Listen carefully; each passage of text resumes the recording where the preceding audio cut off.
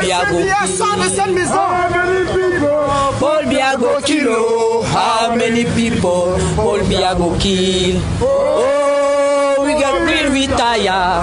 Oh, we go kill with tire. Oh, kill with tire. How many people Paul Biya go kill? Hey, hey, hey, hey, hey, hey. How many people? People, Paul Biya go kill. Paul Biya go kill. Oh, we go kill with tire. Oh, we go kill with tire. How many people Paul Biya go?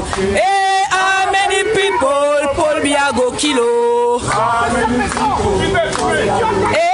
how many people with tire?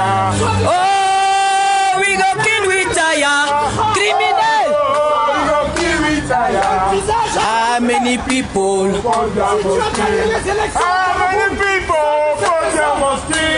How many people Paul Biya must kill?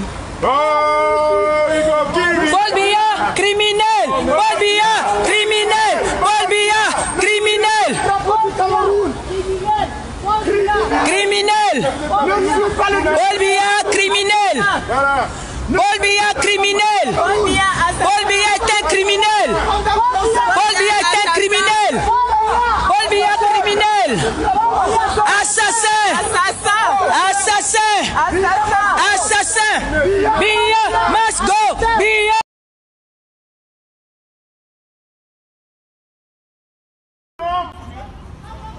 Nous sommes en Europe. Nous sommes en Europe. Nous sommes en Europe. Filmez. Vous êtes témoins. Filmez. Vous êtes témoins.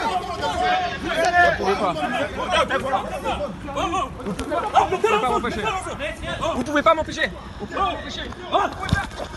Ces scènes d'un journaliste de la RTS donc agressé à Genève. Cela s'est passé hier en fin de journée devant l'hôtel Intercontinental, un établissement où séjournerait depuis dimanche dernier le président du Cameroun, Paul Biya. C'est là que s'est rassemblé une dizaine d'opposants à son régime pour manifester. Adrien Krause, bonsoir. Bonsoir. Alors vous étiez présent sur les lieux hier. Avant de nous raconter ce qui s'est passé, expliquez-nous d'abord les raisons de votre présence sur place. Bon, il faut savoir que à Genève, depuis quelques jours, les esprits des opposants s'échauffent véritablement contre la présence probable de Paul Biya à Genève dans l'hôtel Intercontinental. Ils ont déjà réussi à pénétrer à l'intérieur de l'établissement. C'était mardi dernier. Et puis une grande mobilisation, un grand rassemblement qui se prépare également samedi à Genève, toujours pour manifester contre la présence de Paul Biya à l'Intercontinental. Donc en fait, dans le cadre de cette manifestation que je voulais préparer, j'ai contacté certains opposants camerounais et puis j'ai appris en fait par hasard qu'il y avait une action qui allait se préparer devant l'hôtel 1 heure plus tard environ, donc vers 18h. Donc tout simplement, je me rends sur place pour prendre la température entre guillemets et puis tout simplement pour faire mon travail de journaliste. Et qu'est-ce qui se passe au juste alors ? Alors je rencontre les manifestants sur place qui protestent d'abord sur le trottoir qui se trouve qui jouxte en fait l'hôtel sur la voie publique. Et puis très vite, il y a une dizaine d'hommes qui sortent sur le parvis de l'hôtel, qui s'approchent de nous. Alors je peux pas affirmer qu'il s'agissait véritablement du service de sécurité du président Biya, mais enfin ils étaient très probablement camerounais avec des carrures de garde du corps véritablement. Donc là, la tension monte, les opposants et moi-même traversons la route pour rejoindre le trottoir d'en face. Et c'est là que ces probables gardes du corps décident de passer à l'action. Ils fondent littéralement sur les opposants et sur moi.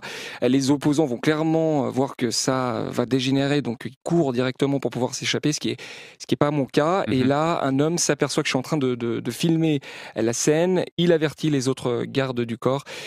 Et c'est là qu'ils se mettent tous sur moi, donc une dizaine de personnes environ. Je suis molesté, je suis immobilisé, on s'agrippe à mes habits, on arrache mon sac qui contient la majeure partie du matériel, de mon matériel professionnel.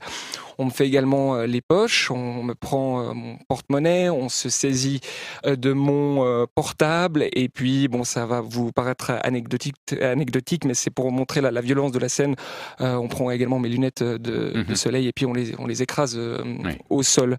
Donc je me retrouve complètement dépouillé au milieu de cette rue. Et puis les gardes du corps, eux, rentrent dans l'hôtel avec l'ensemble de mes affaires. Et alors comment vous réagissez? J'imagine d'abord vous êtes sous le choc évidemment. Comment vous avez réagi?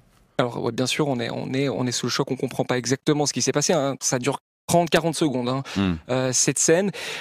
Faut savoir qu'il y avait 2 agents de police qui étaient présents sur place. Ce sont des agents de sécurité publique. C'est une police qui surveille en fait principalement les lieux dits diplomatiques. Police genevoise donc, hein. Ce Police sont des genevoise, Genevois. Oui. effectivement. Police armée également. Donc mon premier réflexe, c'est d'aller vers eux pour leur demander pourquoi ils ne se sont pas interposés dans cette scène. Et puis ils me répondent voilà, qu'ils étaient 2, eux étaient une dizaine, et que voilà, ils n'ont pas pu tout simplement intervenir. Donc par la suite, j'appelle ma rédaction, des renforts policiers arrivent sur place, et puis finalement un négociateur est dépêché.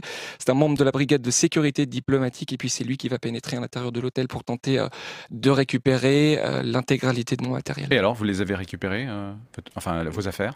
Oui, donc les négociations durent 2-3 heures environ, et puis finalement je récupère effectivement mon matériel au poste de police. Je le récupère dans son intégralité et sans aucune destruction, à ma grande surprise. Micro, téléphone, enfin tout le matériel m'est rendu. Et rien effacé d'ailleurs, de la preuve, c'est qu'on a vu tout à l'heure ce que vous avez pu enregistrer. Tout à fait. Tout à fait. Adrien, vous avez porté plainte, sauf que ces personnes-là possèdent probablement une immunité diplomatique. Voilà, c'est un peu tout le problème maintenant. Ça s'annonce extrêmement difficile, mais j'espère quand même que ma plainte et que l'enquête qui va s'en suivre permettra d'identifier peut-être les personnes qui m'ont encore une fois agressé et dépouillé en pleine rue à Genève sur la voie publique. Merci Adrien pour votre témoignage.